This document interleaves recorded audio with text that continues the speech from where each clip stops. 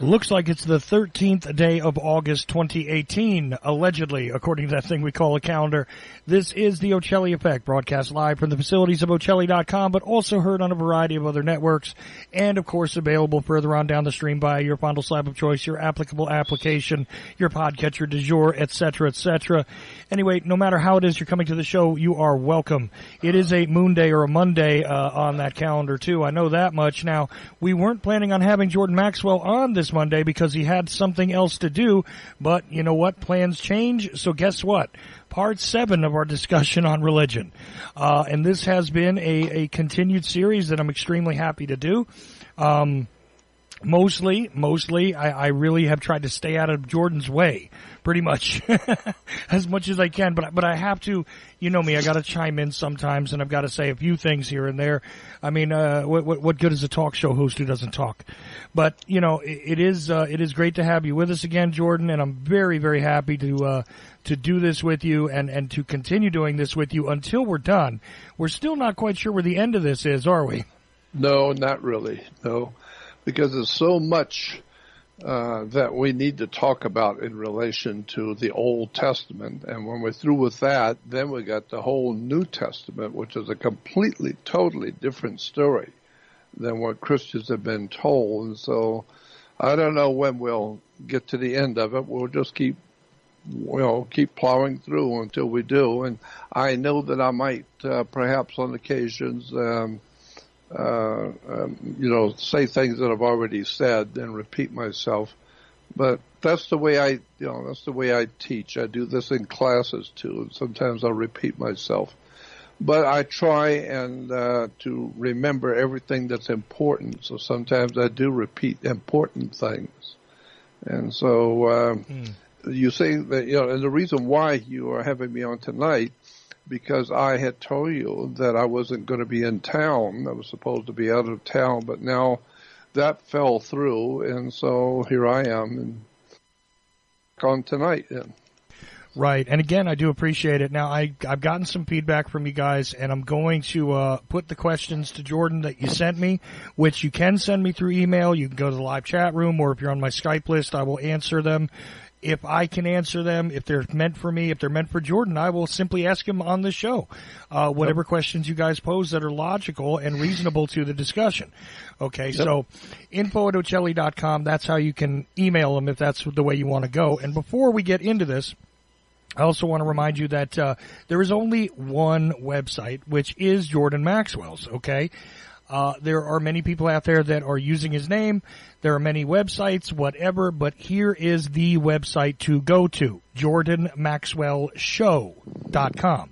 That's right, all together, one phrase, jordanmaxwellshow.com. Now, when you go there, that is the only website which is Jordan's, but there is also a button where you can go into the Research Society, and this is where you can get much deeper into a great many topics, including the one we're discussing tonight, but believe me, it goes way beyond this. Okay, one section is very much focused on what it is we've been talking about here, and there is a ton of information there. E-books, images, articles, written works of all sorts, images there that are put together. I've never seen this kind of thing assembled in one place. It's a way to go deeper, farther into these subjects, and I'm sure we'll talk about it a little more during this next 2 hours, or, well, a little less now. But either way, jordanmaxwellshow.com is the only website that is Jordan Maxwell's. Got it? Okay. Now, Jordan, did you want to start off with the listener questions? Yes, that sounds good. That'll get us going. Well, let's do that because we inspired some stuff that was different this time. And I don't know if it was from the most recent episode because people are jumping back and forth now. There's a playlist on YouTube which has all of the episodes that we've done. All 6 parts are up there. Part 6 was actually split into 2 parts because I wanted to give it the best sound quality. I thought it was actually the best show that you have put out of this series, and I wanted to make sure people heard every single thing with drop of a pin clarity. So, well, I appreciate it, and thank you. No problem. And obviously they're at my website, and if Jordan wants to make them available or put them up on his website, that's between him and his webmaster, but I will always make this stuff as available as possible. Okay.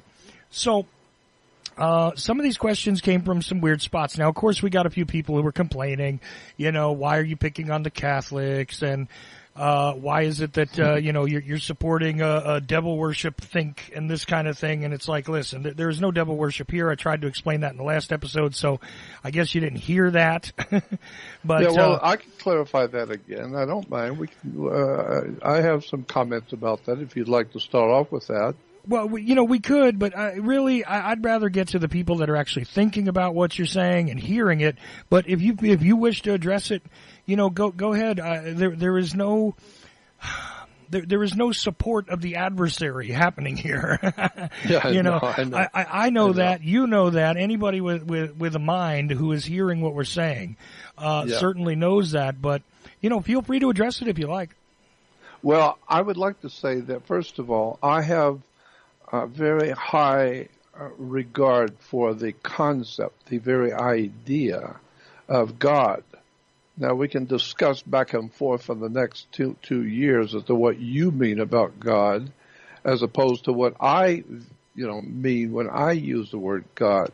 We need to define our terms anytime you're discussing arcane subjects and difficult subjects. You need to clarify what you're talking about. I am not talking about the Catholic people. My mother and my father, my brother, and my whole family were Catholics. My whole family is gone now, and I miss them terribly. But they were all Catholic, and I was too. I was raised Catholic. So I'm not condemning the Catholic people. I'd never condemn my own mother. And I would never condemn all my friends that I had.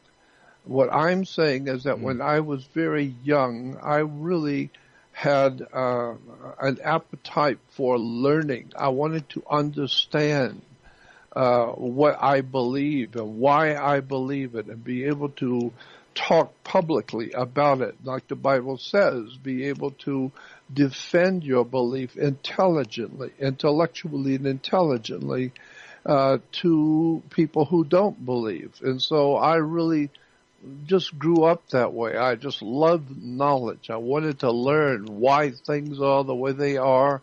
And if we're going to talk about God and the heavens and the demons and devils and angels, what are you talking about? Translate that so I can understand it. And so I used to go to different churches when I was a kid. My mom would let me go to anything I wanted, to any churches I wanted, and I did. All the time I would go with my friends in school to their churches, hoping that I could find someone who was intellectually astute on these kind of questions about theology. And as a little kid, I just wanted to know about God. I want to know. I don't want to believe anything, because I know when you believe something, you are relying on your own understanding to the best of your ability. So this is what you believe. I don't want to believe. I want to know for a fact, and I want to understand it so I can explain it to others why I believe something. I can prove it to an audience of people why I believe something, or at least show the audience how I came to my different understandings and my different belief systems. So I have the highest respect for God, so to speak. I know that there is a divine presence in the universe that men have called God. I refer to it as the Great Spirit. And I believe that there is a divine, intelligent, profoundly wise spirit that governs life on the earth and governs our universe. And so I don't have any problem with the idea of God. And I love the nature of the world that we live in, the nature of animals and the life forms that we have on the earth.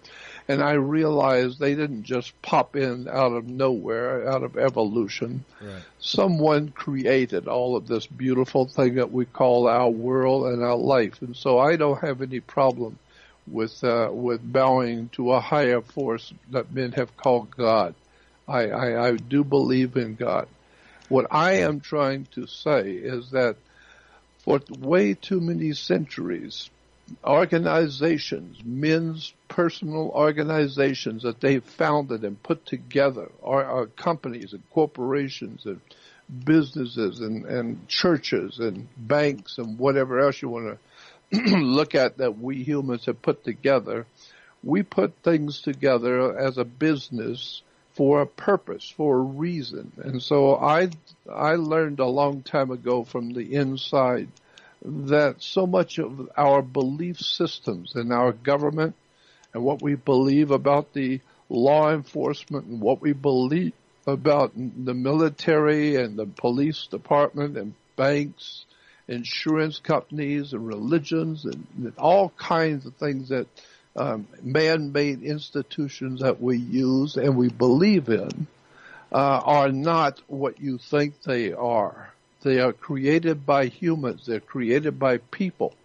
And so even at a young age, I realized that. And that's why I was going to different churches so I could learn, hopefully learn from, from older people and from people who were teaching the theologies and religions. Excuse me. And so that's why I would go to the different churches all the time with my young friends, hoping to learn and understand God, my life, and who I am, and why am I here, and where are we going. And I became very, very distraught, very, very disheartened, because everywhere I went, and all the different groups and different churches and synagogues and everywhere else I went, nobody ever took the time to explain anything simple to me, because it was as if simple things, simple questions that a child would have, it's just mind-boggling to adults because they've never thought on that level as a child. And so I would ask questions and the adults would look at me like I was a fool, like I had two heads. And so I realized that the adults are actually, and I knew this when I was 9 and 10 years old. I used to say this to my mom and dad. You know, adults are just grown-up children. I mean, I'll be an adult soon, and one day I'll be your age. But I'm just a child right now, so what's going to change? Nothing. Nothing's going to change. I don't know anything right now. I don't understand anything because I'm a child. And every time I ask adults that I go to churches and I ask them questions about God, they don't know either. So it became apparent to me by the ripe old age of 12, 13, 14 years old that adults are simply grown-up children. Their bodies have matured, but their brains are still at the 7th and 8th grade level. And so I began to realize that if you're going to find out something, then do it yourself, because you're not going to find it in a church. You're not going to find it in a religion, because people who are in charge of the different churches don't know a thing about what it is they're doing.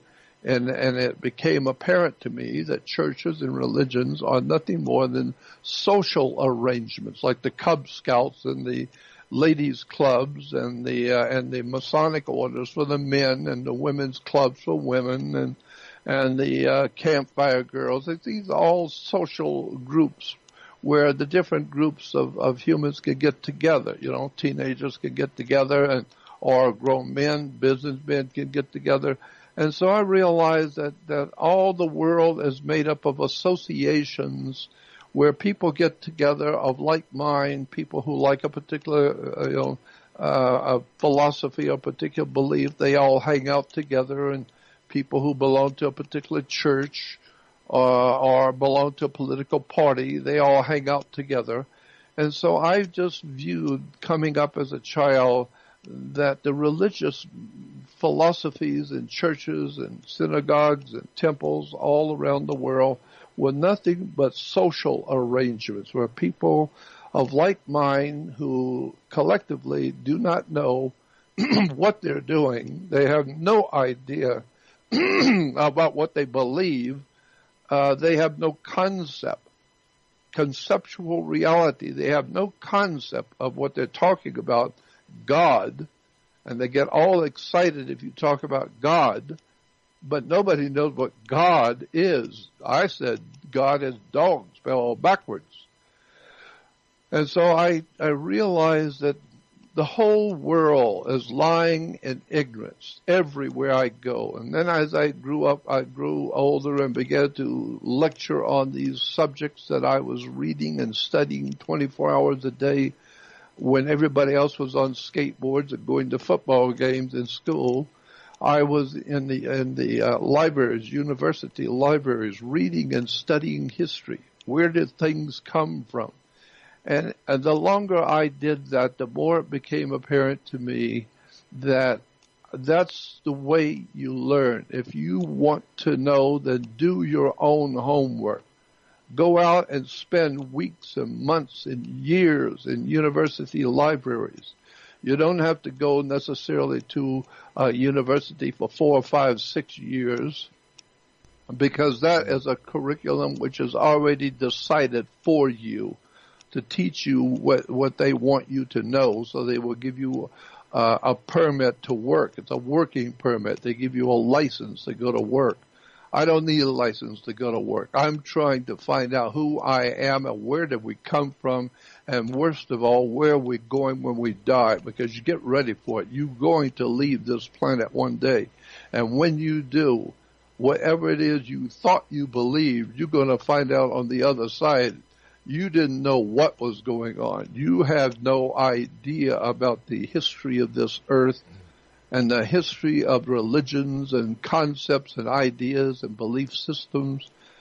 And so that's what I've been trying to do all my life, is I've lived my life in libraries, university libraries, the big seminary libraries all over the country. Let me interrupt you and ask you one of the relevant questions to exactly what you're talking about right now that was sent in.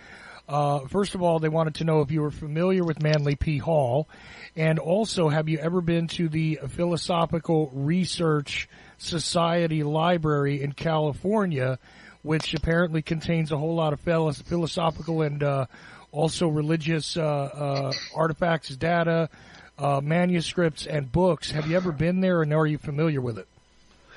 Manly P. Hall was not only a personal friend of mine that I used to go to his home, but when he passed away, in his will, I was called by Obadiah Harris, who was at that time the president and chairman of the board of the Manly P. Hall Philosophical Research Society. It's a big university in Los Angeles on Los Feliz Street. And I got a phone call. I was working at the Truth Seeker Company in San Diego, and Obadiah said, "Jordan, Mr. Hall left a will, and you are in it, and he has left you something very valuable, and he wanted you to have it." And I said, "Obadiah, what did he leave me?" He said, "I'm not going to tell you. You just come up here and you'll see it." So I immediately got in my car that day and drove up to Los Angeles from San Diego and went over, because I've been to Mr. Hall's library hundreds of times, just over the years I've been there, and used to go there on Sundays and hear Mr. Hall's lectures and talks. I was fascinated by the brilliance.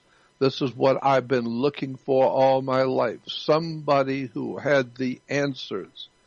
Somebody who knew what the words meant and broke down the etymology of the concepts and where these ideas have come from. Well, that was the tremendous work Mr. Hall had done.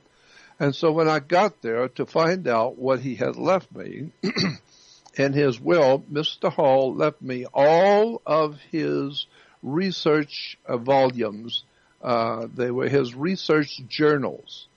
And there was I don't even know, maybe 150 of them, beautiful journals with all of his research in them, and going all the way back to 1936 to the day he passed. And he left it all personal present to me, and so that shocked me. I was actually rather taken back. I was shocked that such a phenomenal treasure, Mr. Hall would personally leave to me in his will. And so I not only knew Mr. Hall personally, I used to, as a matter of fact, just a few months before he passed away, I gave him an award. I was part of an organization called US of A, United Sensitives of America, and I was on the governing body of the organization, and it was a large group of different what we call sensitives, psychics, researchers, historians, numerologists, all kinds of interesting people, some of them writers for television, etc., on esoteric and occult subjects. And I was on the board of directors with that organization. And so we had every year we would have a big we'd have not a fundraiser, but we'd have a big award dinner where we would give awards to certain people who have done, very big things for the human family, teachers and lecturers and researchers, etc. And so I suggested Mr. Hall, and we did give him an award, and he was there that night.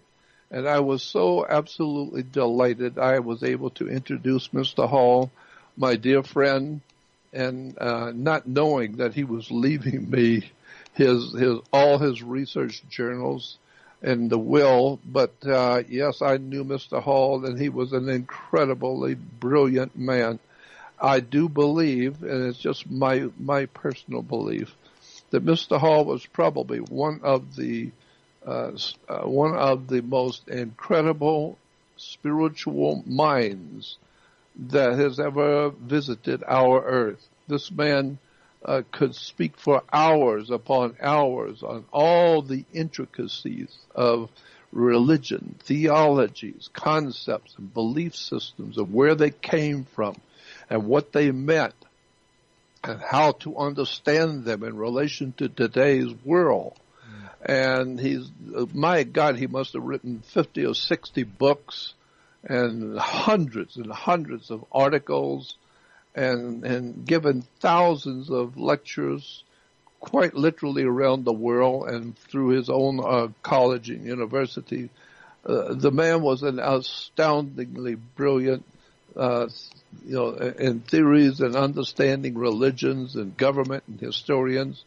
There's no one like him. There's never been anyone like him. Right.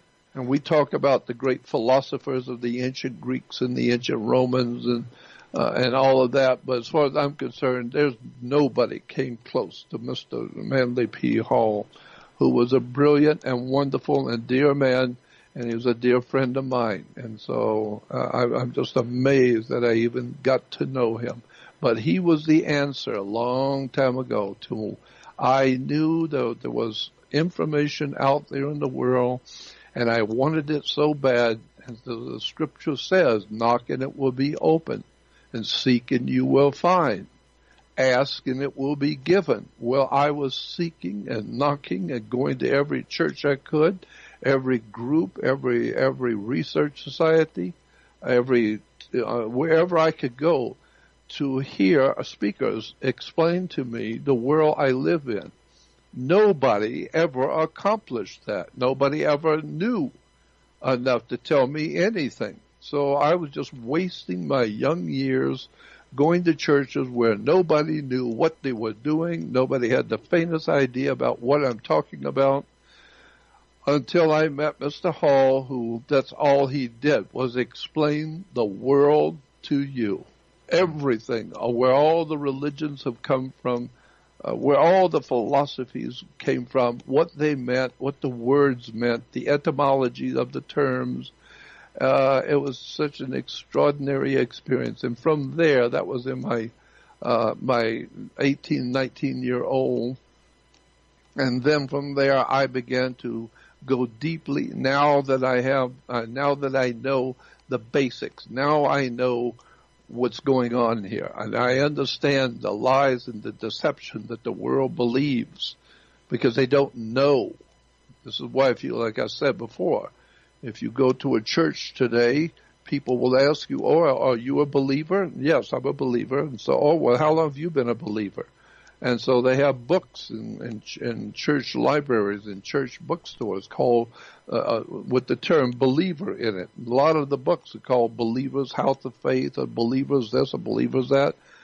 It implies you believe something, which implies you don't know anything, but you believe something. I don't want to believe. I have been too often I have been misled. Why? Because I didn't know. And I thought that these people who were older than me, they have white and gray hair, and I assumed they were the teachers. I listened to them, and then I would ask them questions, and then they would look at me as a child like a deer in the headlights of a car. They had no idea what I'm talking about. Right. And so therefore, like Albert Einstein said one time in one of his books, he said the teachers used to tell us that we had to answer their questions. But I asked, how come you can't answer our questions? And that's what I felt. I have questions that the teachers of religion couldn't answer.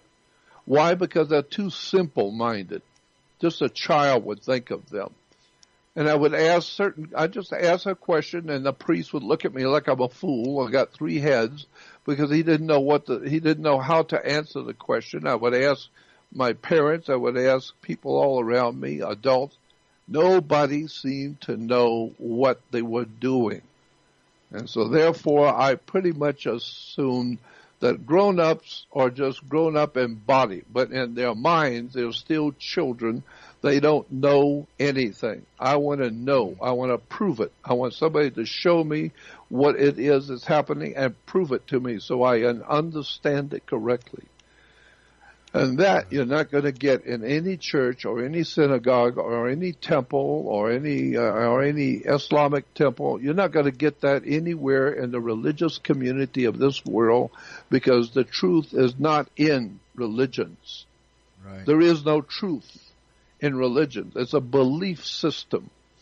But once you get past that and wake up and now begin to mature, not just your body, but your mind, and begin to question things. And if you really want to know, and if you're intellectually honest and are ready to hear the real truth, it's out there. All you need to do is just go ask, and it will be given. Knock, and it will be open. Seek, and you will find. Right. And what was really interesting about Mr. Hall is that he had, people to point to the patronage he had, which was extremely helpful in collecting the baseline of what he collected in that library for certain. But the fact is, this guy knew where to go too. He traveled all over the world, even during the time of the Depression, when the Depression was worldwide. Yeah. It wasn't just in America. And he went and found some very unique things that are in that library. Did he ever? Yeah. It was enormous. His personal library, if you've ever been to the Philosophical Research Society, which is a university-type school that Mr. Hall set up, and he had his own personal library, which was a two-story high, walls and walls and walls of reference books from all over the world on every subject you can imagine. But that was the public side of his personal library. He allowed the public to see. But if you go behind the scenes, he had another library at PRS that nobody gets to see. And it was his personal library, which is, again, filled with walls of massive volumes. And there was I couldn't think of a subject that asked him that he could not sit down for 90 minutes to 2 hours and explain it in minute detail and show you exactly where things have come from, exactly what the words meant in the ancient Roman Empire as opposed to the Babylonian Empire, and what these words and terms and ideas and phrases that you hear today in religions, where they actually came from, and they don't mean what you thought they did. And boy, when I started waking up to the fact that, man, there has been a world of knowledge hidden from the human family, My God, how much that you don't know, that you've never been told, that is overwhelming and obvious when somebody finally shows it to you. They finally sit you down and say, are you ready to hear the real truth? Fine. Here's where it really came from. Here's what you're actually talking about. When you're talking about somebody being anointed, and you call Jesus the anointed, do you know what anointed means? Where it came from, the etymology of not only the word, but the concept? It goes back to sex. It goes back to sexual connections between humans. It's called anointing. And then when you get into all of the different stories in the Old Testament, basically boils down to sex and drugs, alcohol, and business and corporations and laws. And my God, what an education it has been for me for the past 60 years of peering behind the veil of the darkness that we call world religions. It's an extraordinary story. Absolutely, and I want to blow your mind. I want to add in another question, which has something to do with behind the veil a bit. Now, I've cut this down from a much longer email to get to the core of the question, but they've asked a great deal about the reality behind Freemasons and the idea that in order to join the Freemasons you have to believe in a higher power of some type, and there's a lot of dispute and discussion about this and all that, and it's a very long. They gave me like 4 or 5 paragraphs before they got to this question. And they wanted to know really about Sirius, the dog star. Now, of course, I think back to just what you said a few minutes ago regarding how, the dog star and, well, God and dog, you just flip the words around and there you go. You got the same thing. But here's what the question is. At the highest levels of the Freemasons, what God do they worship? Because it appears as though, from their research, that it has something to do with the star Sirius. So that is what they're asking, and then there's a follow-up question that goes along with this, and I'll give it all to you at once, and you do with it as you like. Okay. Were Christianity and Judaism created by secret societies to control the poor, and is it not simply mind control to keep the masses docile, effectively? And that this is tied together with this question about Sirius and the dog star in this very lengthy email, which I'm going to send you, by the way, since you sent me 6 paragraphs, I'm going to send you a membership. I'm not going to say who you are, but I'm going to send you a membership at my website just for taking the time to write out this treatise where you ask these questions. But but I think you know what we're getting at here, and I just throw it to you. Yes. Well, unfortunately, many thousands and thousands of years ago, mankind began searching the heavens for wisdom and knowledge. And like Mr. Hall said, they weren't looking to learn about, they were looking into the heavens to learn from the stars. They were looking at the stars and the constellations and the sun and the moon and trying to figure out where did these things come from. And that was the beginnings. And then for thousands of years, mankind has only been a handful, not all of mankind. The overwhelming majority of mankind are still on skateboards and watching Beavis and Butthead. But there has been always in the history of mankind, there have always been those who were born into this world to become geniuses, to become brilliant minds, because they study. When everybody else is out drinking and partying, they are researching and studying into the late hours of night and the early mornings. They're in universities reading, studying, calculating, understanding the words, the terms, where things have come from. And they become our great teachers, of which 90% of the people will never hear anything about, because nobody seems to care about that kind of wisdom and knowledge.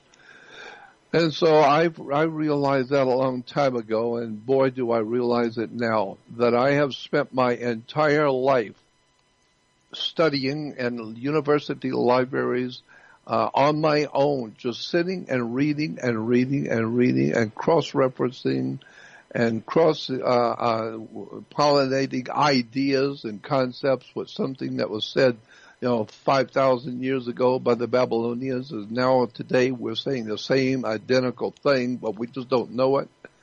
And so I've decided that the world of mankind is totally ill-informed and unread about the real history of the world that you live in. The history of this earth itself is staggering if you have the intellectual acumen to understand the perimeters of our history.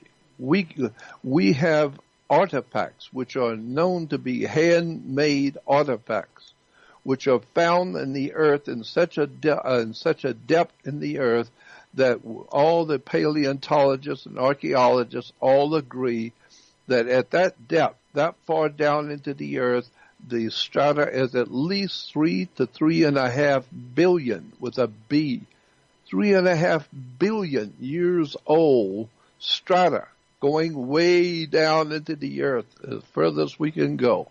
You're digging into the earth that's 3.5 billion years old, and yet we're finding handmade artifacts, strange and profoundly brilliant stuff.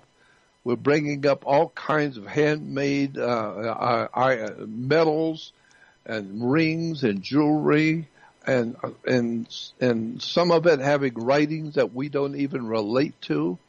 And so it implies that there has been an intelligent people or intelligent life. I don't know what they were 3 billion years ago, but somebody was here 3 billion years ago, because the handmade artifacts are now on display, which were dug out of strata, which is 3.5 billion years old. So try and wrap your head around that. Try and wrap your mind around that. That life on this earth, intelligent life, and I do mean extraordinarily intelligent life, has been on this earth for 3.5 billion years ago. 3.5 billion years ago, there was highly intelligent creatures on this earth. I don't know if they look like us, but I do know that there, according to the science of today, we are now finding handmade artifacts in the oceans or beneath the oceans. When they're drilling for oil, they hit the bottom of the ocean and they drill into the bottom, they drill into the floor of the ocean. And as they're pumping it up, as the stuff comes up, they're finding handmade artifacts which are under the ocean floor. We have pyramids the size of the Great Pyramid of Egypt on the Atlantic Ocean floor, 10 miles north of the island of Bimini, in an area called the Bahama Banks, is an enormous pyramid sitting on the ocean floor. And how many people know that? And better still, how many people even care? You better care, because there's something going on this earth that we haven't been told. And the reason why is because the people who are given this knowledge and know about it and are looking at this kind of esoteric knowledge, it's a big club and you ain't in it. Right. And this is what George Carlin was talking about, when you find out how much you have not been told because you're masters who believe that they own you. They have actually framed mischief by law. They have actually created laws among themselves, and those laws that they created say that they own all the poor working class people of the world. They own your body, and they put you on their stock market. And so the people who run this planet are not about to tell you nothing.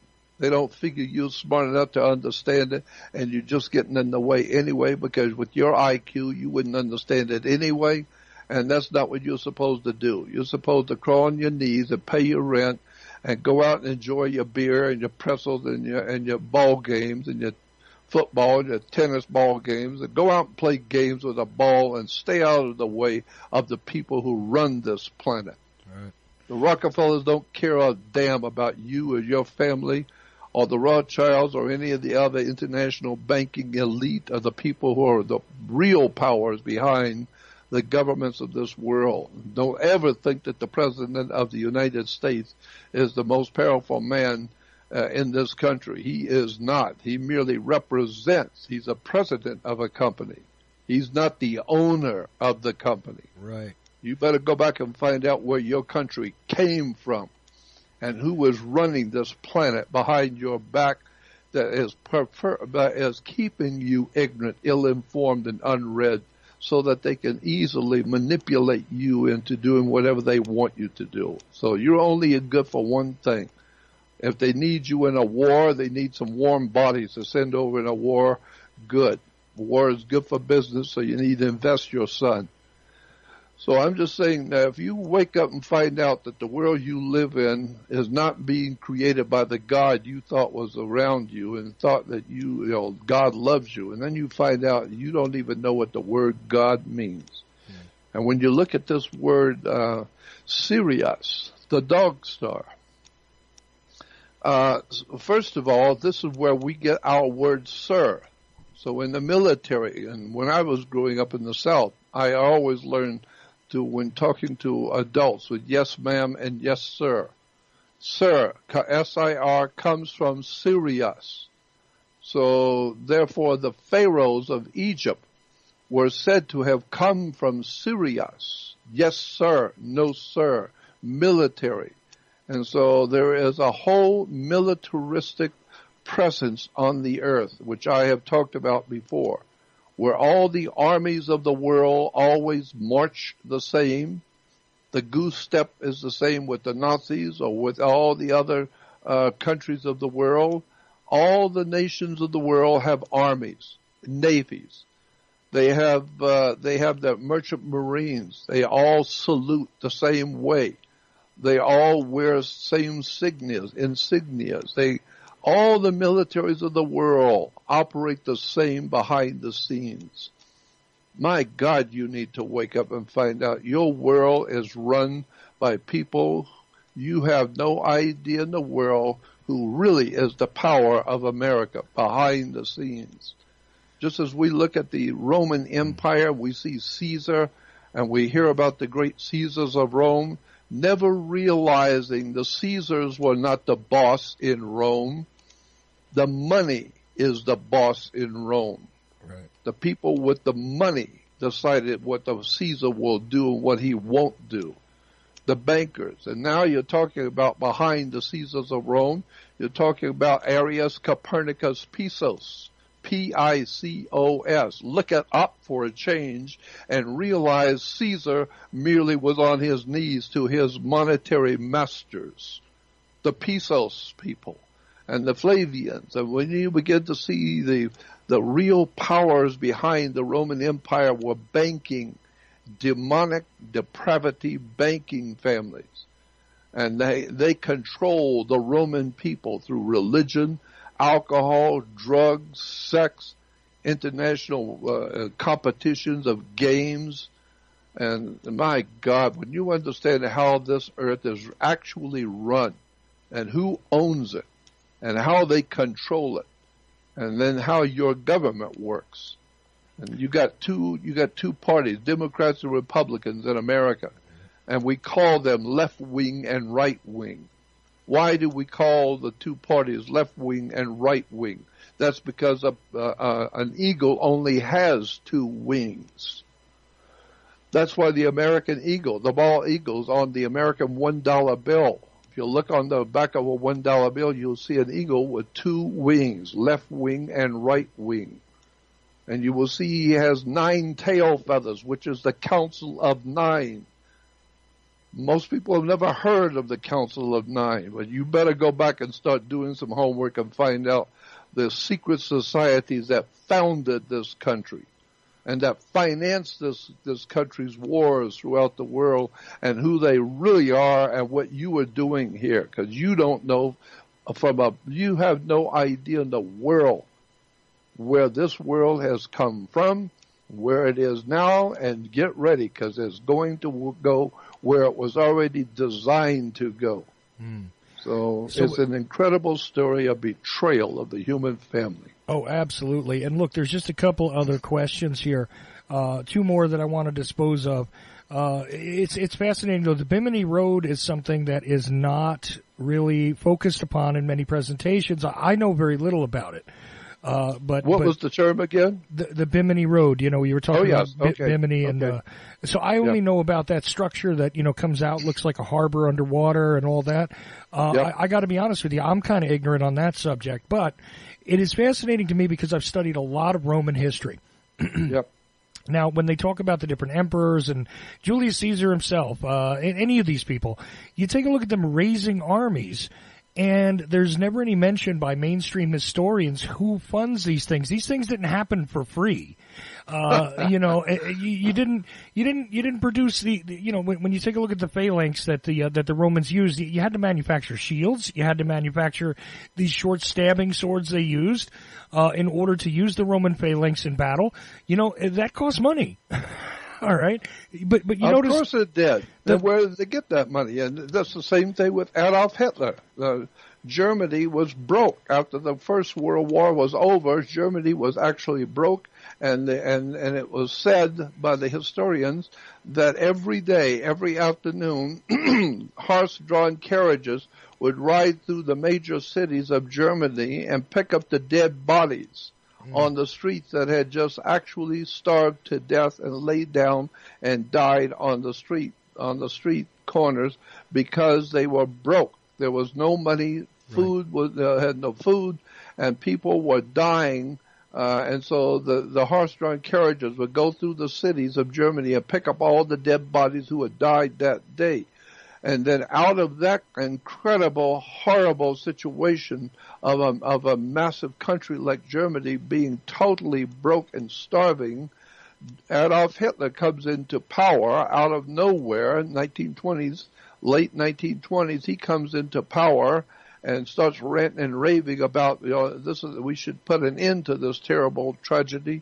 And then all of a sudden he's being run for the chancellorship, and then he becomes chancellor, and all of a sudden he's building the greatest standing military machine the world has ever seen. Adolf Hitler built the greatest navy, the greatest standing army, the most well-fed, well-clothed, and well-armed military industrial complex on the face of the earth. And nobody seems to have ever asked a silly, childish question, where did he get the money?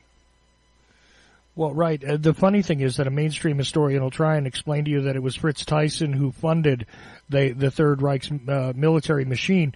Problem is that the machine that Hitler built cost way more than Fritz Thyssen had. No, I'm serious. Mathematically, it's impossible for Fritz Thyssen to have funded what would have been necessary to do all the things that Hitler did. It's not there. We say that Wall Street is a classic example. Wall Street did this and Wall Street did that, and Wall Street funded this and that. But when you talk about Wall Street, you're not talking about Wall Street. You're talking about a lot of guys that work on Wall Street. Right. You're talking about a lot of names, a lot of big names in banking and insurance companies and maritime admiralty shipping companies and big institutions and large corporations, not just one man. No, we're talking of Wall Street, a whole conglomerate of powerful people who are together. They are wealthy and they're going to stay wealthy. And the way they all stay wealthy is they protect each other, like lawyers protect each other, cops protect each other, doctors protect each other. And as the poor people in the street, we don't protect nothing. We're just the saps that pay for everything. So when you find out the Adolf Hitler financed the whole Second World War, he financed the restoring of the Nazi Empire and almost took over the world doing it. He was so powerful he could go into Russia, set up the war with the United States, England, Europe, Russia, and go into Africa, and the Nazis were all over the earth. doing all kinds of things. Where did he get the money? Right. You know, I would like to ask a question, Jordan, since we're talking about the Third Reich, and I want to link it back to the subject matter for tonight. I still have two questions from listeners, by the way, but okay. I want to throw one of my own in, if you don't mind. You know, I've seen these very vague studies about the mystical aspects, the esoteric aspects of the SS. During that time, there is a whole order, it appears, but the records are incomplete from what I know. I mean, I'm sure that there's lots of stuff that's captured and probably still classified, you know, but we can't see it as the public. We captured a lot of archives when the Third Reich fell. If you don't believe me, the guy who had access to 3 buildings worth of it wrote a book called The Rise and Fall of the Third Reich, literally launching the entire genre of what we call modern contemporary history and literature.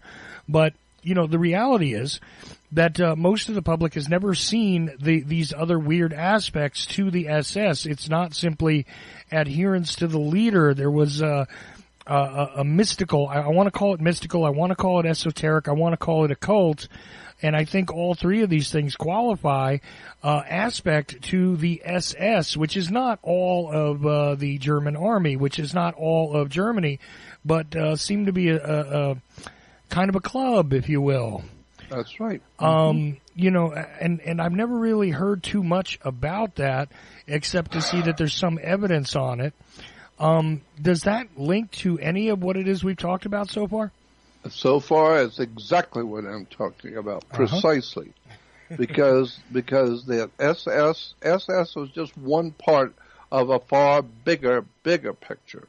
The best minds today on the earth, there's quite a few brilliant people out there that I have an extraordinarily high respect for. Their minds, they're brilliant people who have really done their homework. Anthony Sutton was probably the first one I would name. Anthony Sutton. I think he is no longer with us. But he has written so many books on the esoteric, hidden world of finance that the Nazis enjoyed. All of the mystical, dark stuff of where they got their money from and why all the U.S. banks, big banks like the Manhattan, the big banks like Rockefeller's Bank, and what am I trying to say? The Philadelphia Bank of J.P. Morgan Guaranty Trust, the Rockefeller Bank, Citibank in Chicago, the Commercial Bank in Georgia, and some of the biggest, actually the largest industrial complexes like General Electric, General Motors, Ford Motor Company, Eli Lilly Glass, Standard Oil, Union Oil, all of these big corporations, big banks, big industries, both in England and America, were all being financed and sending money and materials to Germany. Coca-Cola, all the different drink companies, the food companies, General Mills, General Electric, General Motors, Ford Motor Company were all supplying hundreds and hundreds of millions of dollars, plus all of their equipment that they were producing here in America was being shipped directly to Germany to finance and supply Adolf Hitler for his war. But nobody seems to realize, you're talking about high crimes and treason. You're talking about high crimes and treason where American corporations, big business, banking institutions, secret societies, fraternal orders were all behind Adolf Hitler, sending him money, sending him, and the newspapers like the New York Times and the LA Times, all these big newspapers were working directly with Adolf Hitler. I mean, they even have a property out here in Southern California where Hitler was going to live. Once he took over the world, he was going to live and run the world from Los Angeles. And he has a big home that was here being built for him by the international bankers in New York, Chicago, and San Francisco, Bank of America, the Giannini banks. It's an incredible story of the real truth of the world you live in. Anthony Sutton. Look up his name, Anthony Sutton, and get his books. Also, living today as two brilliant minds on the same subject you'll need to know about is Joseph Farrell, Farrell.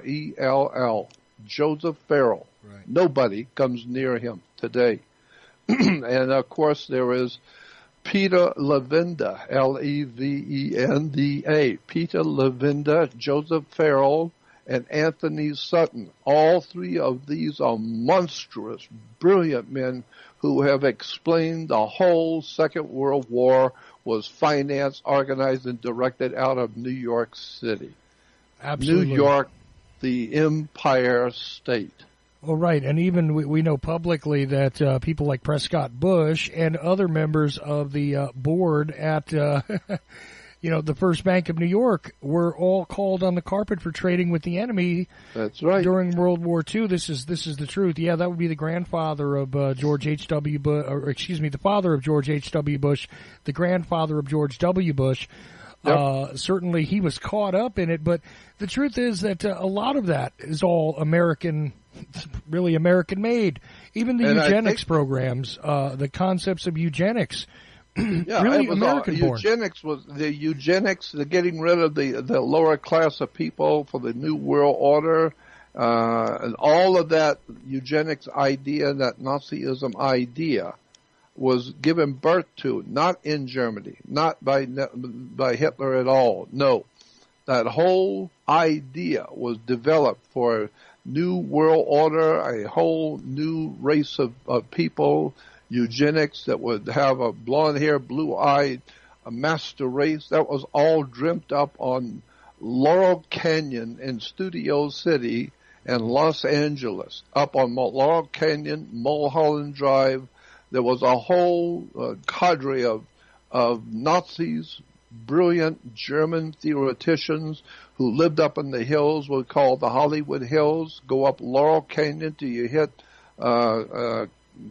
Mulholland. You can take left or right, and there's all kinds of secret, brilliant people living up there, and they were there back in the 20s and 30s, living in the hills of Los Angeles, developing an idea for taking over the world out of Los Angeles, Studio City, and it was referred to as Nazism. And boy, when you find out who was financing the Nazi philosophies and ideas and how it's connected to the different religions of today, it's an incredible story that you'd have to take about 50 years of your life and sit and just read and study everything so that your mind can be wrapped around the real truth of the world you live in. Right. Now, believe it or not, we've gone through the first hour here with Jordan Maxwell, and I've just really asked questions that have either been posed in the chat room or have been emailed to me or whatever. You can drop more in there if you like, but I've got 2 left from you guys.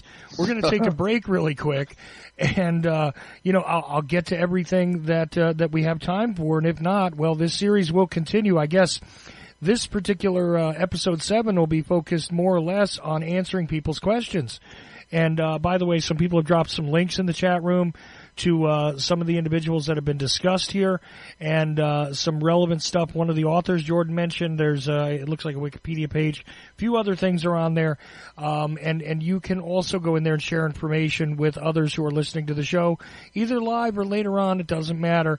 I will collect questions and always ask Jordan. We won't necessarily devote another whole episode to it, but looks like that might be what we're going to do tonight, Jordan, if that's okay with you.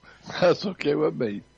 But I enjoy this because, all of these things are linked together. See, somebody might say, why are they discussing the Third Reich on a religion special? Well, because the Third Reich was a religion. There you go.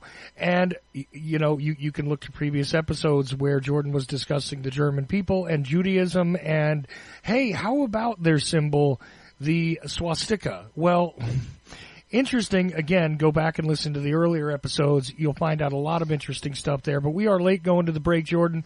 So, second hour of the Ocelli Effect begins now, just a little late here at Ocelli.com. Do appreciate you for tuning in onto this part 7 with Jordan Maxwell on religion, what we're doing is answering the questions from listeners tonight. But, keep in mind, you can always go over to JordanMaxwellShow.com, JordanMaxwellShow.com. Here's a couple things you can do over there besides joining the Research Society. There's a donate button there, and Jordan can at all times. I mean, you guys are writing to me and telling me that Jordan is a treasure, Jordan's a great man. Well, you know what? He could always use some positive feedback from you at his email address by contacting him, or a touch of appreciation via a donation, if you wish. And, of course, obviously we don't ask anybody to donate to anything unless they can afford to do so. But the fact is that people that are giving you the truth are not being paid very well for it. See, they pay people a lot of money to lie to you, actually. That's how the game works. But we all know this if we're tuned into my show for sure. JordanMaxwellShow.com is the website to go to. The donate button is there. The contact form is there. And also the Research Society, which, by the way, you can get a lifetime membership for not too much money. I think it's about $30, actually. Jordan would appreciate any and all of those things happening. So just figure I'll say it for him so he doesn't have to say it. JordanMaxwellShow.com. And like I said, donate, join the society, email Jordan. Tell him what a treasure he is, because you guys are telling me. All right. And I appreciate it. Believe me, I appreciate the feedback, but you drop Jordan the line. Okay, anyway. All of that having been said, Jordan, I'm really glad to do this with you tonight. And, yeah, we're not going to get into a deep discussion because we've got less than an hour left, but it is certainly worthwhile to cover the feedback and the questions that have come in. So here's this one, which is exactly as it is written, okay, if you don't mind. And, bear with me here. Let's see, I got to pull it back up. Exactly as it's written. All right. How did the Roman Empire historically transition to today's Vatican? There's a question mark then. Is there a timeline from the Old Testament to the New Testament to 325 A.D.? Question mark. Okay, I don't fully understand the second question.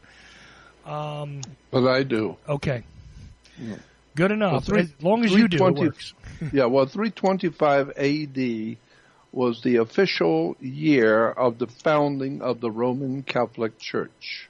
325 A.D. is when the Vatican and the powers that be of Europe that was still under the Roman law, still under the Rome, but Rome had fallen back in the 5th century. And so for a while there was nothing but chaos in Europe after the fall of the Roman Empire. But about 325 A.D. was the official founding of the Roman Catholic Church and the founding of the Vatican as the center for the worship of the Roman Catholic Church. And so all the Roman Catholic Church was just picking up the pieces from behind the scenes by the international banking cartels who owned and ran the Roman Empire. As I said, Caesar didn't run anything. Caesar merely represented the government of Rome. And he was like he wanted to make himself emperor of Rome. Well, that didn't work. And so, but the people who were financing the Roman Empire behind the scenes, that was a couple of different families. Like today we have, in our world today, in Europe we have the Rothschilds, and in America we have the Rockefellers. And so, governments, the big governments of the United States and of Europe, they don't do anything unless they check with the boss first to see if that's all right to do. Whatever it is they're going to do, you better check with the people who have the money, the bankers, because you want to do this, you want to go into Vietnam and fight a war, you want to go here, you want to go there.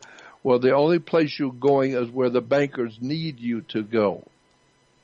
If there's something that the Rockefellers need and they want done because of their corporations and their world-class strategy for controlling the whole damn earth, they need for certain countries to be wiped out. They need for certain areas to be taken over. They need for certain governments to be overthrown. And so they will let you know, as the president, what you're going to do for them. And if you're going to do it for them, they are the boss, not you. And they have their own people who are going to strategize the war and the overthrow of the countries that you're going to overthrow.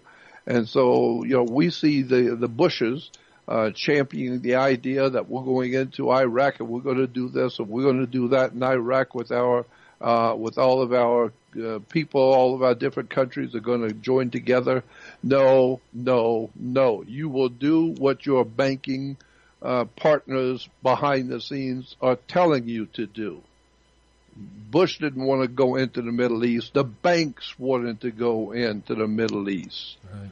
And it has to do with the oil and also the occult or hidden stuff in the Middle East that you don't know anything about, but the international cartels, they do know the stuff that's in the Middle East that you don't know is even there.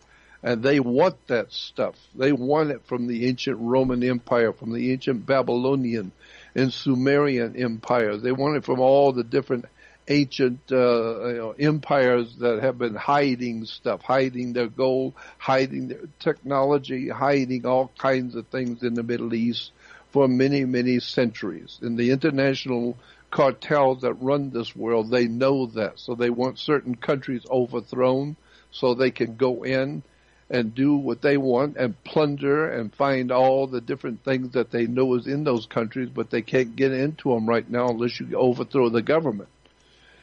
And so all of a sudden we now have a war in the Middle East. Why? Because because they're evildoers? No, because the banking fraternities want something in Iraq and the Iraqis are not interested in giving it to them. And they're not interested in telling them where to find what they're looking for in Iraq. So the international banking cartels out of England, out of New York, they get together, they decide we're going to go into Iraq and take what we want. We're not going to ask them nothing. We'll send in our Marines and our military machine and rip them off and take everything and take it all. And anybody gets your way, kill them all. Why? Because what we want out of those countries is so important, we don't give a damn how many people have to die. Just go in and get it, period. And if you can't do it, we'll have you assassinated and put somebody else who can do it. And so that's the bottom line on how the world works. It's all nothing but a business, period. It's a business and a corporation. And what we're talking about in a world war is a hostile corporations. Big companies, big banks taking over smaller countries and smaller banks. Right. It's just a business, and the mafia will tell you that. So that's the way the world works. All true, but what's interesting to me is the next question, which is kind of an odd one, but look, I'm going to ask them as they're written. It seems as though it's a lot of white people problems. This is a quote from the listener. And where are the Asians in this? The Chinese, Japanese, and in fact most of Asia are not even mentioned, despite the fact that they had empires and they had esoteric aspects to their culture. Why has that not been part of the discussion so far in 6 episodes? This is the question from the listener. I think that is a very, very interesting question, and it's true. The points that he's making, that there are some incredibly ancient and very powerful empires that have existed in the so-called Asian world, and some of it has bled over into the Western world, and great wars have been fought because of this. Again, I would go back to, because I'm not the world's foremost authority on anything, and I've said that so many times, but if you go back and listen to and go on the web to YouTube and listen to Joseph Farrell, Farrell. Joseph Farrell is an extraordinary, brilliant mind talking about those ancient cultures and their empires and how they impact the world events today. And and Peter Levenda, Levenda. Peter Levenda also, another extraordinary mind, talking about that very subject, about the ancient peoples of the East and their empires and how they impacted and caused the Western empires, the white man, so to speak, to do what we're doing, to do what they're doing today with the earth. So it's a very dark question, very, very deep, and I don't think we have time to get into all of it right now. But it is a very good question, yeah, and there are some answers about it. There are some answers. No, certainly, and I think it's worthy of discussion and also a piece of rare discourse because nobody really talks about it. Yep. There's very few people. Joseph Farrell does. Boy, get him started on this subject, and he'll talk for hours about things you've never heard about the Orient. You know, I've been meaning to get him on this show too. Actually, oh, he's sensational. But Peter Levenda is an interesting guy too because this is one of the more open-minded people that takes a look at this stuff. Sometimes he goes in some pretty odd directions, but quite honestly, he's uncovered a lot of different, very, very seemingly insignificant religious orders and groups of individuals that are brought together for esoteric purposes. Matter of fact, I think I learned about the Council of Nine through him. That's right. If I think back, I know Peter Levenda, and I've met him, and Joseph Farrell and I talk on many occasions. I will call him or he'll call me, and we try and maybe connect at least once a month and chat for a few minutes about the latest stuff that he's working on. I just think it's an extraordinary wealth of information. Peter Levenda and Joseph Farrell. I don't have words to express my admiration for both of those guys because they're both extraordinarily wise and brilliant people.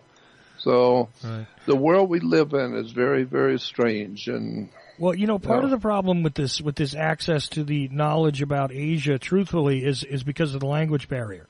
Yeah, of course. In a linguistic sense, it is near impossible to make direct translations between.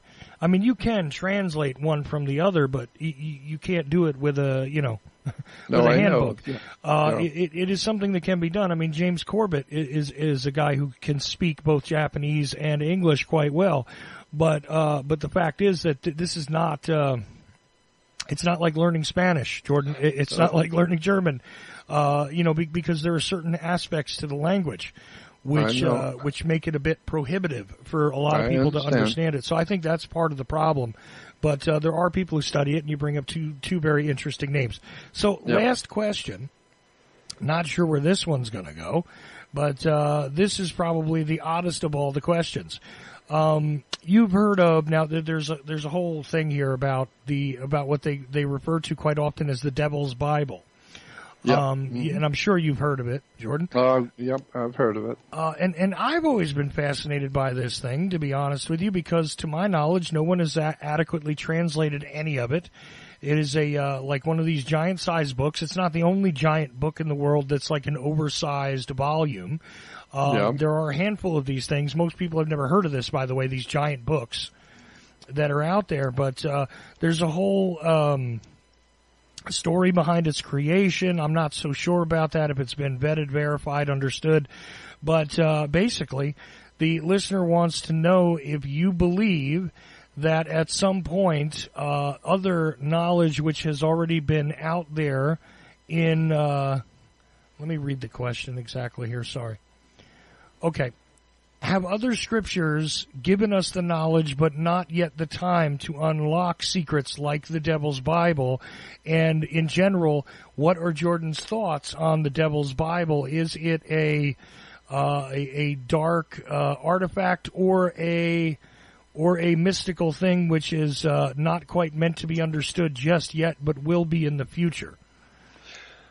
Well, first of all, the devil, the very word devil, as I've said before, is the word evil, E-V-I-L, evil, and put a D in front of the word evil, it becomes devil. And so, or take an O out of the word good, and it becomes God. So God is good and the devil's evil. But, so it's just words. But When it comes to the Devil's Bible, I've had a copy of it in my hand on occasions over the years, but I never really looked at it. I wasn't interested in that at the time that I had it in my hand.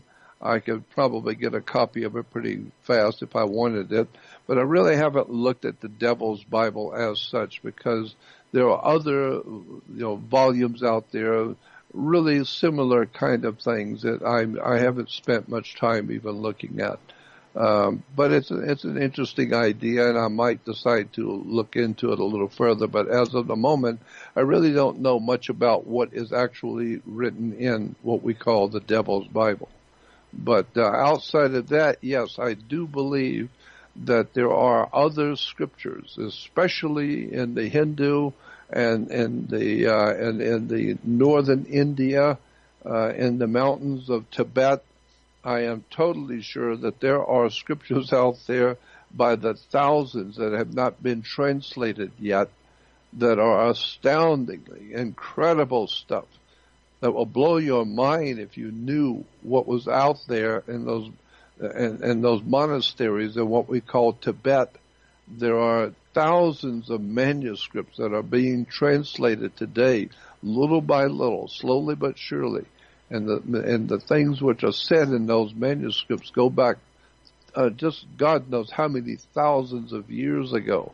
But somebody knew what was really going on in the universe, in the whole entire universe, not just our Milky Way galaxy, but in the whole of the subject of where life has come from, who controls the living entities of this universe that we live in.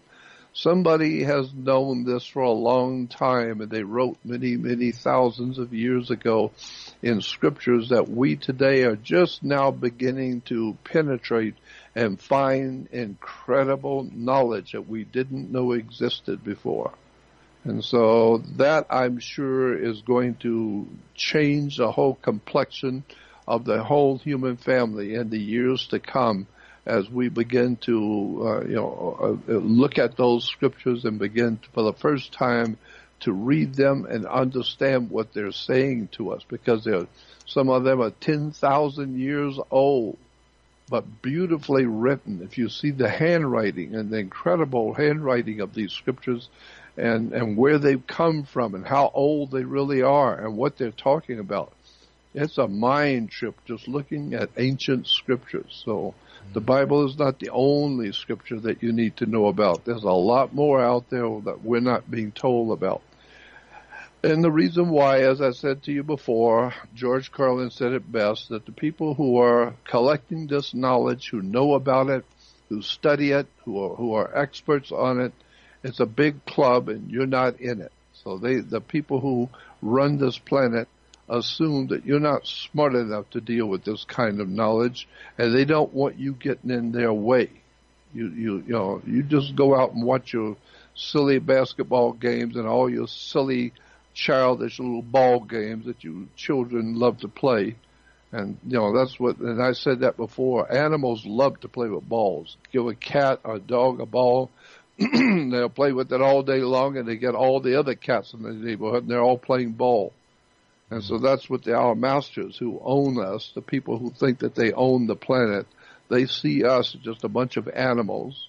And so they give us ball games. They give us all kinds of ball games. I don't know of any sport today in the Western world that isn't based on a ball, from golf to pool and bowling ball and football and basketball and tennis ball and soccer ball and God knows, pinball. And so it's all based on a ball. Why? Because they want you to go play with a ball. Like I told you many years ago, when my dad, my family, my mom and my dad would have families coming over for dinner or whatever, come to visit, and after dinner, the women would all end up out in the back porch or in the kitchen talking, and the men would all go in the front room. And my dad would always say, "You kids go out and play." So all of the kids, we were to go out and play ball. Go out and play ball. And I told my dad a couple of times, "I don't want to go play ball. I want to know what you guys are talking about." because I know you think I'm stupid, but I'm not stupid. And I know that you want me out there playing ball because you want to talk about something that you don't figure I need to hear. Well, I got news for you. I'm not stupid. I want to hear what you guys are really talking about. And since it doesn't have anything to do, my curiosity has got nothing to do with what my mom's talking to her girlfriends about. I want to know what you guys are talking about, because that's what I am too. I realized a long time ago, they don't want you knowing. People in this world don't want you to know what's really going on. So that you have to get yourself, and that's what I'm trying to help you do. Right. I'll tell you where to go and I'll show you who to go to. On my research website, as you know, I have different departments in that research website. One of them is important people and links. And that's very special to me, that important people and links part of my research website. Because I have, over the years, I have met the peoples like Manly P. Hall and the Joseph Farrells and Peter Levendas and all of these other incredible minds, brilliant minds that are doing and writing and educating their fellow men on things which most people don't even know exist. And so I put them all together on my research website and tell you about them, who they are, and go on the YouTube and type in their name and listen to these incredible people, what they're telling you. And so it's called Important Links and People. And I know all of these people personally, and I ask, and I'm just showing you, if you want to know what's really going on in this world, then get my research website and go through it methodically, and you'll find stuff there you didn't even know existed. So that's what I do. That's what I'm trying to do, is educate my fellow man. Right, and there's more being added there all the time. There's literally terabytes of information waiting to be uploaded to the site, but, the webmaster goes as quick as he can. You can easily join that by going to jordanmaxwellshow.com, and there's a button there for the Research Society website, and you can get into it. And again, the subject of religion in and of itself is like one little section. And I don't mean little section in that there's not much in it. I mean it's one little section in comparison to the rest of what's happening there. A lot of images, a lot of information, a lot of, references to give you an idea of where to look for the information. But again, jordanmaxwellshow.com, that's where you start. That's the only website that is Jordan's. And like we said at the beginning of this hour, look, email Jordan. Throw a couple of bucks in for a donation. These things are also helpful. But obviously you can send him those messages about exactly how wonderful it is to hear from him and all that. I'm sure that Jordan would be more than happy to see them and probably write back to a lot of you if you send him emails. Yeah, because if you just go on as you said, my jordanmaxwellshow.com, but email me, because I live by myself in one room. That's the way I live, with one room with nothing. I don't have a big income. A lot of people think you're a big star, because you're known, so therefore it means you're very wealthy. Well, I don't own anything. I have no bank account, no credit cards, nothing. I live on donations in one little room by myself, and I wouldn't even have this room if it wasn't for my friend who gave it to me. So I would have a place to live. I have nothing and own nothing and got nothing, and I live on donations. And so I'm always happy as an old man to see emails from around the world from people who hear me and I appreciate what I'm doing and what I'm trying to do and want to help me with a donation, because it's very lonely in the world that I live in, because most people that around me don't like what I'm doing. They don't want to hear me. They don't want to hear that their world is not what they thought it was. And so I'm trying to do something on my own and by myself in the last years of my life, on my own and by myself in one room. So I love hearing from people who care about me, and it wouldn't hurt if I got a donation, because I live just on donations. So thank you for giving me the opportunity to talk about that.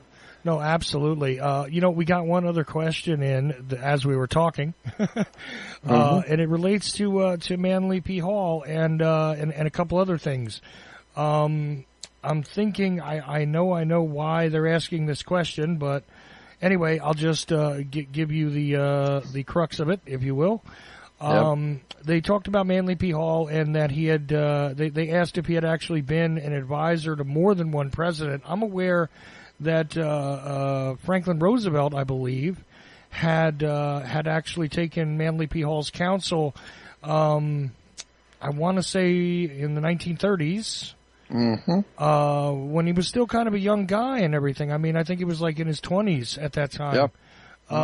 When Roosevelt had not only been supportive of him, but had also encouraged him and encouraged people to listen to what Manly P. Hall had to say. Why is because the President of the United States at that time was a lot of things, but stupid wasn't one of them. At that time. And he knew what I know.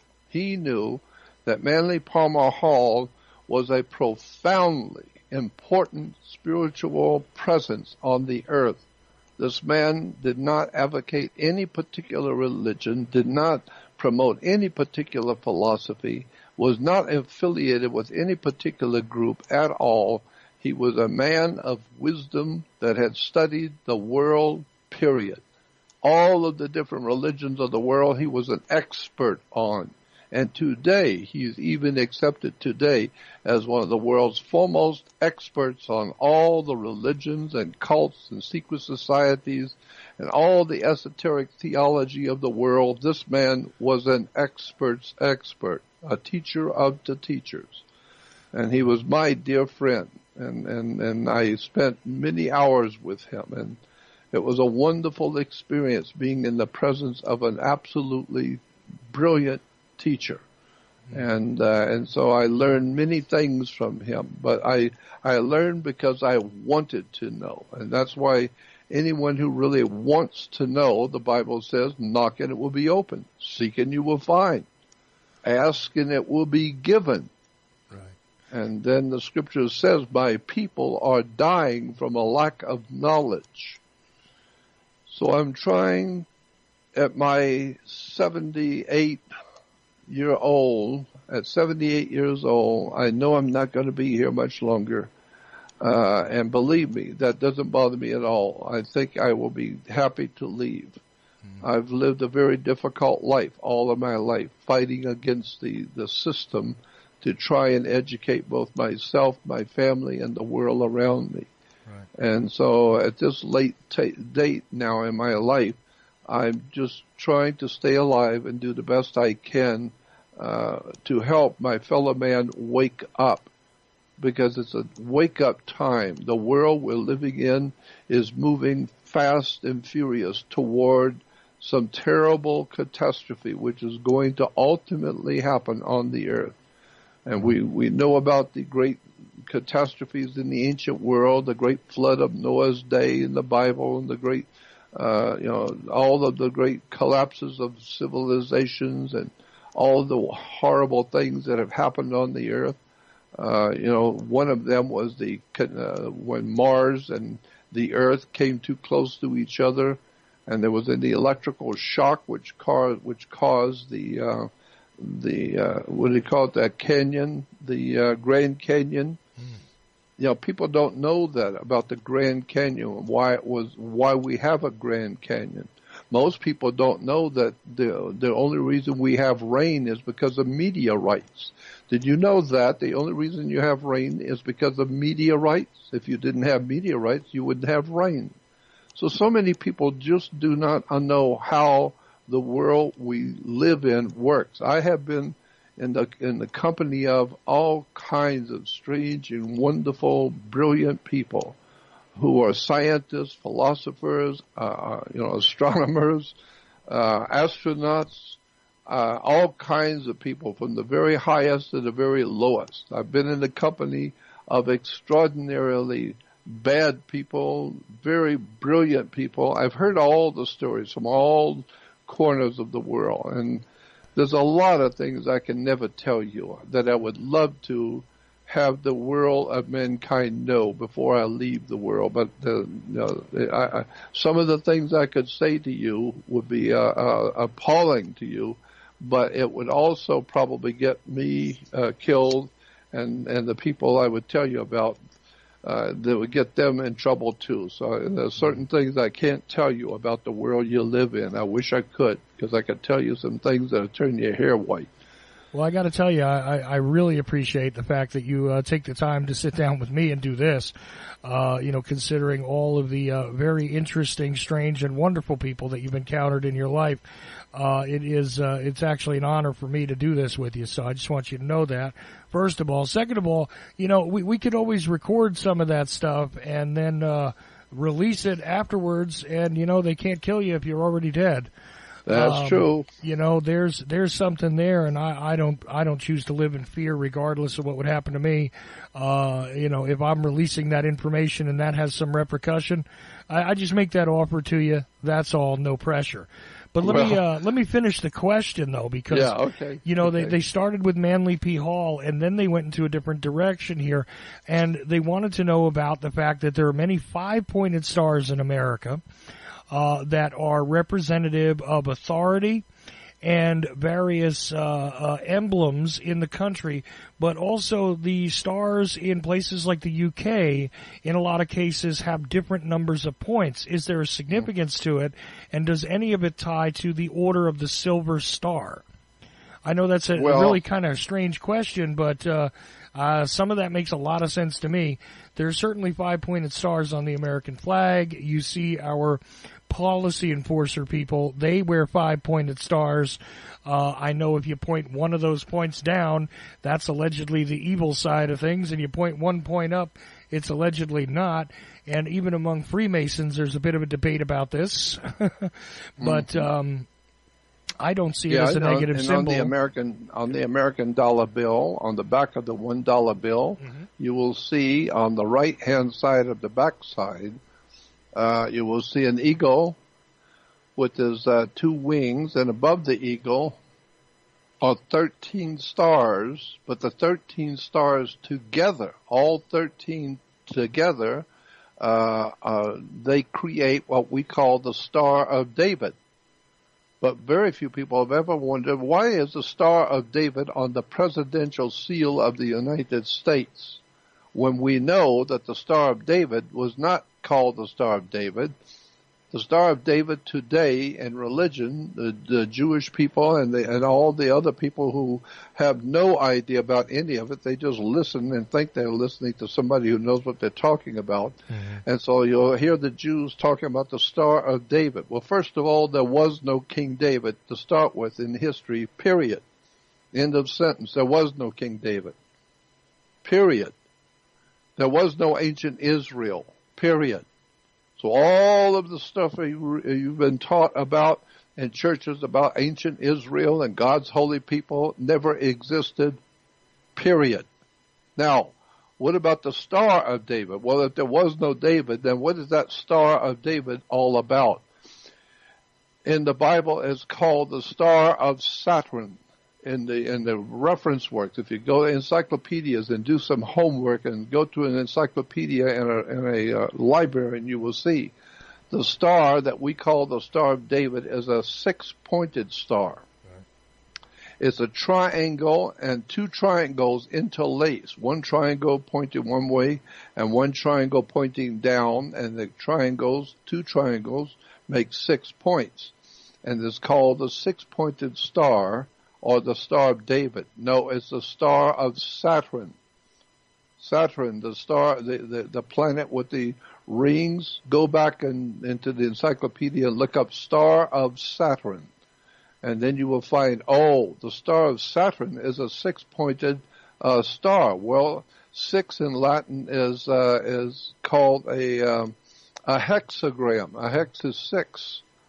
And so, therefore, today we have a hexagram on the American dollar bill above the eagle's head on the back of the dollar bill, and it's a 6-pointed star where it's made up of 13 stars.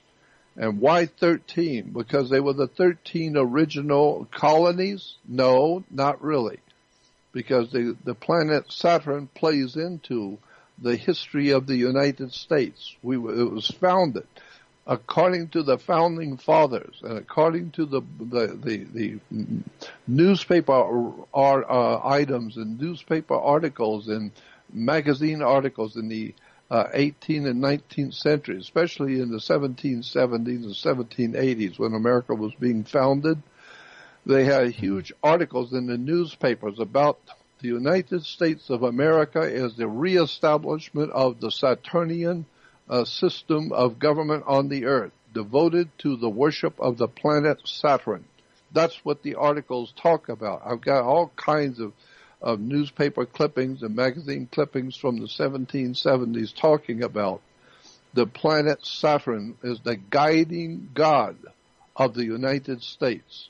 And it was the guiding light of the Roman Empire. And the symbol for Saturn, well, they had two major symbols for the planet Saturn, or the god Saturn. One was a black square, and one was the hexagram, the six-pointed star. So today, we call the six-pointed star a hexagram. So when you hear the Jews talking about how they have been so mistreated over the years and thrown out of countries and all the persecution, it's because they are wearing a hex. The Babylonians used to on the ground, the ancient Babylonians would draw a circle on the ground, and inside the circle draw a triangle. And then they would draw another triangle over that one, pointing the other way. And now it's a six-pointed hexagram, or a Star of David, within a circle. Well, that's the symbol for Israel today. The old Babylonian star of the planet Saturn. Saturn is the god of the Jews today. The Jews worship the planet Saturn. And Saturn's star is a six-pointed star or a hexagram, so we can say today that the Jews around the world wear around their neck a hex. They have the hex put on them. They put it on themselves, and they're proud to show you that they have a six-pointed star, which for thousands of years represented a spell that is put on the human family. It was called a hexagram. And we today refer to it as somebody was put under, and we say it was a hex put on you. So they put a hex on you. Well, the Jewish people have a hex put on them. They think it's the Star of David because they don't know any more about it than the Gentiles do. And Gentiles don't know more about it than the Catholics do, and the Catholics don't know from nothing. And so when you start looking at the original Star of David, goes back to the planet Saturn, and the Jews today still worship the planet Saturn. That's their main god today, right? And their main god today is referred to as the God, the Lord of the Rings. Right. Why? Because Saturn is the Lord of the Rings, and people were told, the old Jews were told to get married before their god, so they would wear a wedding ring. The women were told to listen to their god Saturn, so they wear an ear ring. And so we now know that this whole subject of Hollywood movie, the Lord of the Rings, is actually the worship of the Jewish god Saturn. And this is why Saturn in the old Phoenician Canaanite language, the word for the planet, we call it Saturn. But the way it was spelled in the old Canaanite language was Sabbath, S-H-A-B-B-A-T-H. Shabbat, S-H-A-B-B-A-T-H. Shabbat was the planet Saturn. And so today, if you're going to worship the planet Saturn, Lord of the Rings, you do it on a day called the Sabbath. So therefore, the Sabbath is nothing more than the worship of Shabbat. And Shabbat is the Babylonian word for, an Assyrian word for, the planet Saturn, the six-pointed star, the one who puts the hex on you. Wake up. Right. The world is not what you think it is. No, sir. There's a whole world of knowledge you've never been invited to know about. Absolutely. And you know, the other thing that they asked, though, was about the 5-pointed star. Yeah. Which, to me, I think it's interesting that the 5-pointed star has been called the flame. What do they call it? The flaming star. Right. There was, and Elvis Presley even made a movie about it many years ago. Can't remember the name of the movie. Something about the flaming star, and it was a 5-pointed star, which is all part of an esoteric understanding during the Middle Ages, when you have the man with the 2 legs, the 2 arms. I think it was Da Vinci that drew that. And it's been used continually in history. It's very simple. I mean, if you take a look at the Vitruvian Man, or if you just take a look at your own body and you understand that you extend your 2 arms. I mean, listen, you have a middle section, so does the 5-pointed star. The 5-pointed star has 5 appendages, so do you. That's right. So to my understanding about the 5-pointed star, this is a man. This is what this is. Now, you could say this represents the elements. You could say, and there's a lot of people that have utilized this in various ways. Of course. But it's interesting that it is part of the symbolic culture of America. Yeah. Like I said, the stars on the flag. You want to talk about Hollywood? Well, we have the Walk of Stars, right, where we put people's names on the stars. That's right. Right? And why is it that it would be a 5-pointed star? There's no 5-pointed star in the sky. So, you know, it's not like it's a representation directly of something that can be seen in the sky exactly. No. But it does appear to me, and I do understand it, as the 6 compartments within the 5-pointed star exactly represent what a man's formation is. That's right. That's why Manly P. Hall wrote a whole book called Man is the Measure of the Universe. Period. The man, his body, a normal man's body, is represented by the whole universe. Right. The whole understanding, the deep understanding of the great wizards and the great minds of the ancient world understood that the human body represents that which is above is so below. See, as above, so below. And so, absolutely. And look, I understand all that, but, you know, thinking of Manly P. Hall, because we're almost out of time, but thinking of Manly P. Hall, again, this idea that there was a future for this country that, you know, was a special destiny. Yeah. This was one of Manly P. Hall's cornerstones when it came to what it is he publicly wrote about. And I believe this links to the idea of either the resurrection or the fruition of the fable of Atlantis in a way. That's exactly correct. And that's why he talked about the fact that the pyramid on the dollar bill is not the capstone, which is the top triangle on the dollar bill, is called the capstone, or the chief cornerstone. And Christians say Jesus is the cornerstone of the church. No, Jesus is not the cornerstone of the church. There are a lot of churches called the Cornerstone Church, but they got it wrong, because the Christians have no idea what that word cornerstone means. It's a corner of a building. It's a cornerstone. And it's the first block, it's the first brick, first stone you lay, and then depending on how that one is laid out, once you draw straight lines from it, that's the cornerstone of a church. Well, Jesus is not the cornerstone of the church. The Bible doesn't say that. It says twice in the Old Testament and in the New Testament. Jesus in the New Testament is referred to as the chief, C-H-I-E-F, chief cornerstone that the builders rejected. But in the Old Testament, and I think it's in the book of Isaiah, one place, the Messiah is referred to as the chief cornerstone. Not cornerstone, chief, C-H-I-E-F. Don't forget it. Chief cornerstone. And the chief cornerstone in the Hebrew theology, in the Hebrew Bible, if you take that word for chief cornerstone in Hebrew and go to a Bible dictionary and look it up, it will tell you the chief cornerstone was a symbol for Messiah.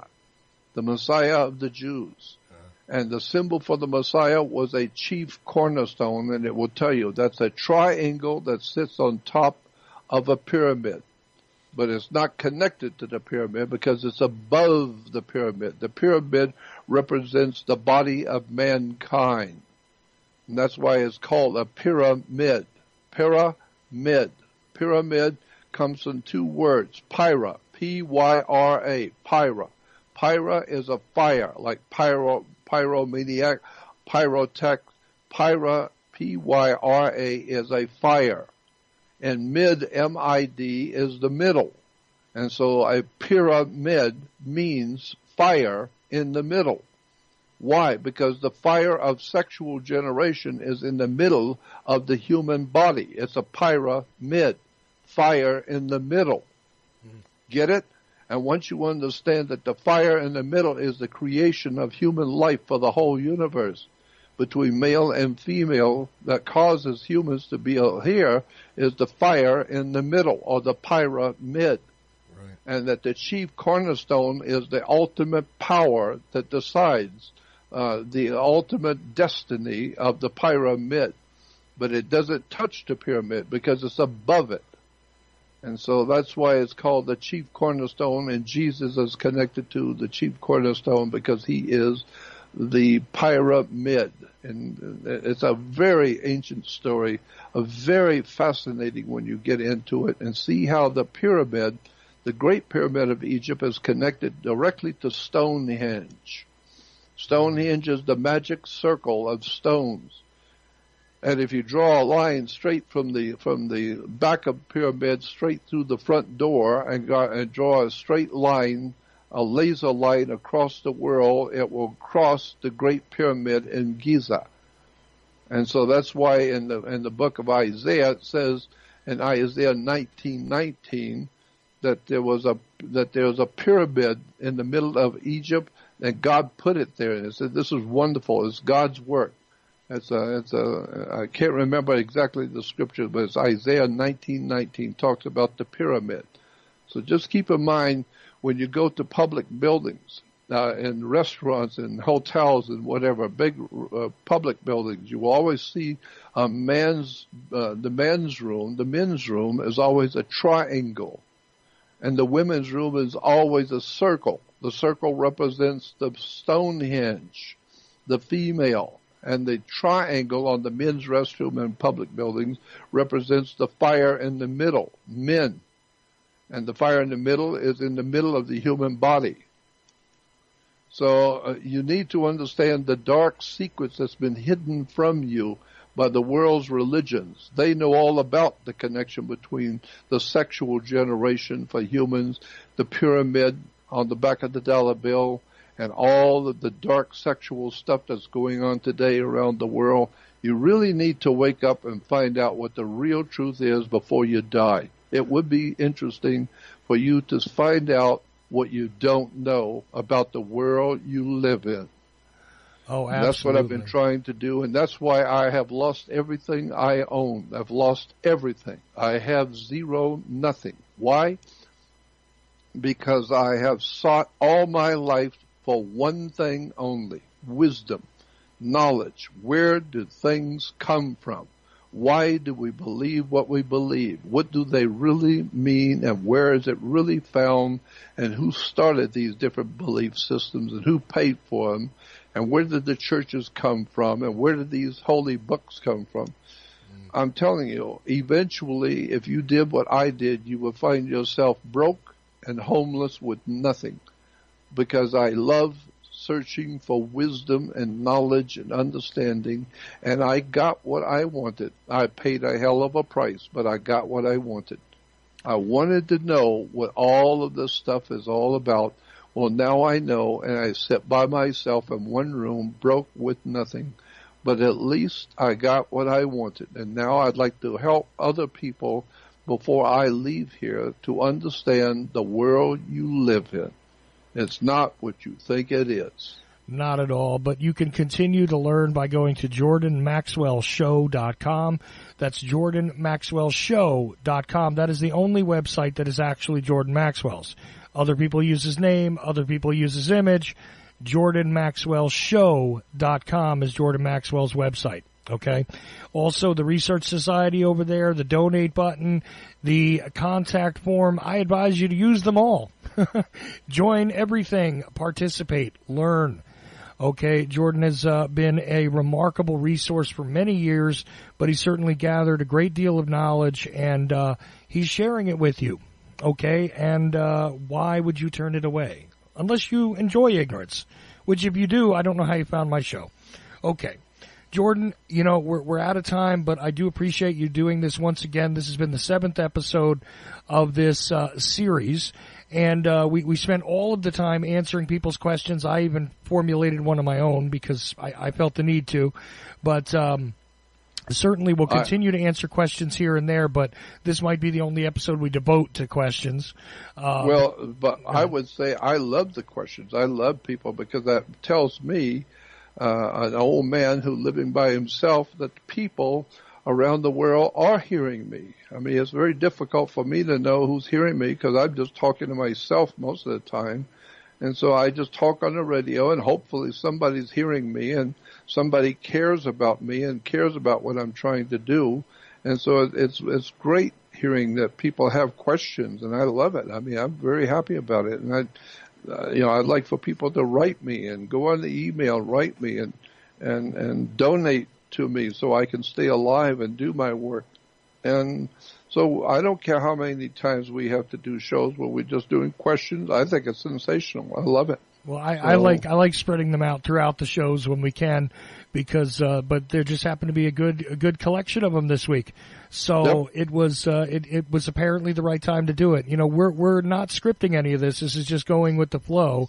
That's right. I knew you would be just fine with doing the questions tonight if that's all we got to. But I'm just saying that next time we get together, we're going to have a bit more of an agenda.